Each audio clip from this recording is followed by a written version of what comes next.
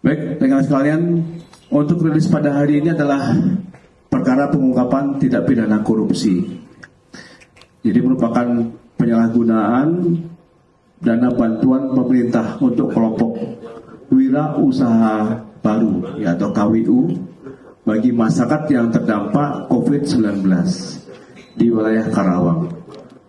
Rekan-rekan sekalian, ini merupakan tindak pidana korupsi yang diekspos di tahun 2025 ini oleh Polda Jabar.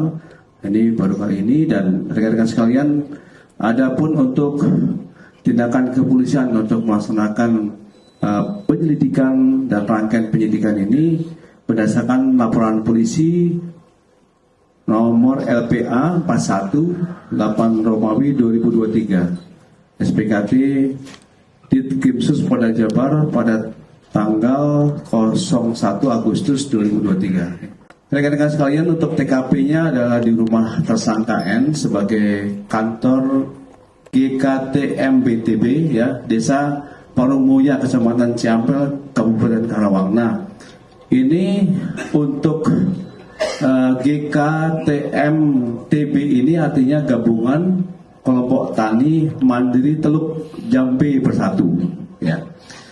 Untuk korbannya adalah Dirjen Bina Penta dan PKK Kemenaker RI, ya, dan merupakan anggaran APB tahun anggaran 2020. Ini korbannya, dan tersangkanya ada di belakang kita.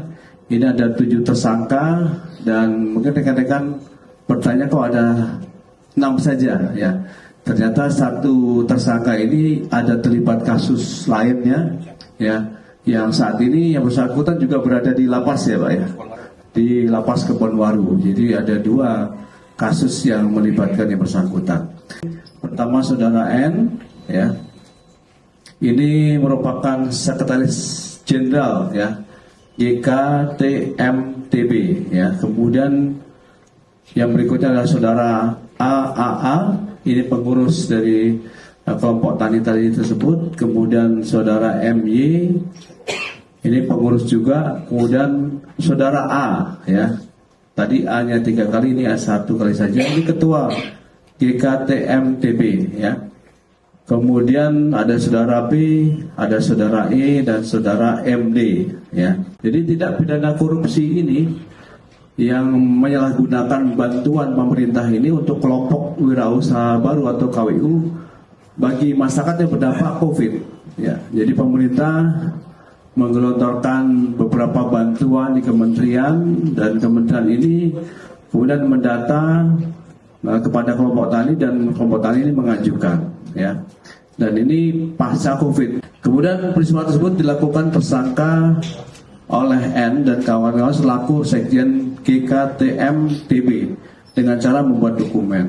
Ya, di sini para tersangka tadi itu tentu saja memberikan usulan dana bantuan pemerintah dari Kemenaker sebanyak 50 kelompok KWU tadi itu, ya. Tetapi di sini dibuatnya fiktif, ya.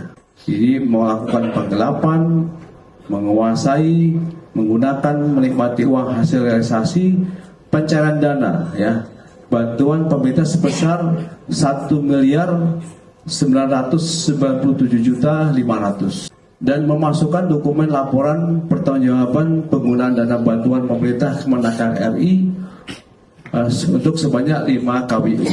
Berdasarkan hasil audit perhitungan kerugian keuangan negara PKKN BPKP Perwakilan Provinsi Jawa Barat nomornya SR 362 PW 10/5.1 tahun 2024 tanggal 8 Agustus terdapat Agustus 2024, ya. Jadi hasil auditnya seperti itu.